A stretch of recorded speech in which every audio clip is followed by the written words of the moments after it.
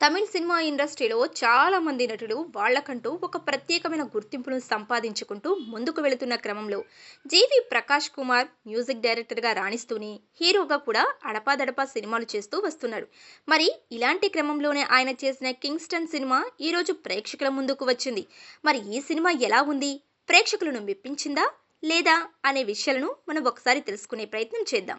ముందుగా ఈ సినిమా కథ విషయానికి వస్తే, సముద్ర తీరాన బతుకుతున్న కొంతమంది వ్యక్తులు సముద్రంలోకి వెళ్తే శవాలుగా తిరిగి వస్తుంటారు. ఇలా ఎందుకు జరుగుతుంది, సముద్రంలో ఏముంది, ఎందుకని మనుషులను చంపేస్తుంది అనే విషయాలు తెలియాలంటే మీరు ఈ సినిమా చూడాల్సిందే.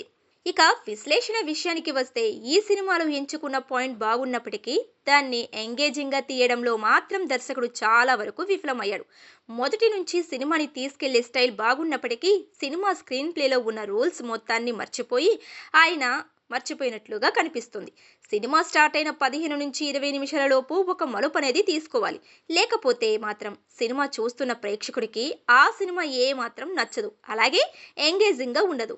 సినిమా స్టార్ట్ అయిన ½ లోపు రావాల్సిన ఒక ట్విస్ట్ను సాగదీసి ఇంటర్వెల్లో ఇవ్వటం, అప్పటిదాకా ప్రేక్షకుడు నిరాశ చెందుతూ సినిమాని చూస్తూ ఉండటం వల్ల సినిమా స్క్రీన్ ప్లే చాలా వరకు ప్రేక్షకుడిని ఎంగేజింగ్ చేయలేకపోయింది. చిన్న పాయింట్ని లాగడం వల్ల సీన్లలో క్యూరియాసిటీ లేకపోవటం, సినిమా చూసే ప్రేక్షకుడు అప్పటికే సినిమా నుంచి డిస్కనెక్ట్ అయిపోవటం అన్నీ చకచకా జరిగిపోతూ ఉంటాయి. ఇంటర్వ్యూలో ఒక ట్విస్ట్ ఇచ్చి ఓకే అనిపించినప్పటికీ ఆ తర్వాత సెకండ్ హాఫ్ అయినా ఎంగేజింగ్గా తీస్తారా అంటే అదే కనిపించదు. సెకండ్ హాఫ్ స్టార్ట్ అవ్వడమే స్లోగా స్టార్ట్ అవుతుంది. ఇంకా అంతే స్లోగా సినిమాని ముందుకు నడిపించారు. కొన్ని ఇల్లాజికల్ సీన్స్ ఉండటం, కావాలనే సినిమా లిబర్టీని ఎక్కువగా తీసుకొని మనం నమ్మశక్యం లేని సన్నివేశాలను సైతం ప్రేక్షకుడికి చూపించే ఏదో ఒక విధంగా సక్సెస్ని పొందాలి అనుకున్నారు.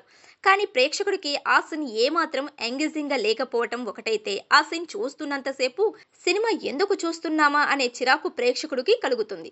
ఇక చిన్న పాయింట్గా చూస్తే, సినిమా స్టోరీ అద్భుతంగా ఉన్నప్పటికీ దాన్ని 2.5 గంటల సినిమాగా చేసే ప్రాసెస్లో చాలా తప్పులైతే జరిగాయి. వాటన్నింటినీ ముందే సరిదిద్దుకుని ఉంటే సినిమా నెక్స్ట్ లెవెల్లో ఉండేది. రైటింగ్ ఇంకా బాగా రాసి ఉంటే సినిమాకి మంచి టాక్ వచ్చేది. ఆర్టిస్టుల పెర్ఫార్మెన్స్ చూసుకున్నట్లయితే ఇక జీవి ప్రకాష్ నటుడిగా మారి మంచి సినిమాలను చేస్తూ ముందుకు సాగుతున్నాడు. మరి ఇలాంటి సందర్భంలో ఇలాంటి నాసిరకం కథతో సినిమాలు చేయటం వల్ల హీరోగా తనకున్న మార్కెట్ని తను కోల్పోవడం తప్ప మరొకటి ఉండదనే చెప్పాలి. మంచి కథతో సినిమాలు చేస్తున్న ఆయన మధ్యలో తన ఇమేజ్కి బ్యాడ్ నేమ్ వచ్చేలా ఇలాంటి కథలను ఎంచుకోవడం చాలా వరకు మానేస్తే మంచిది. ఇక ఈ సినిమాలో నటన పరంగా ఆయన పాత్రలు ఒదిగిపోయి నటించారు.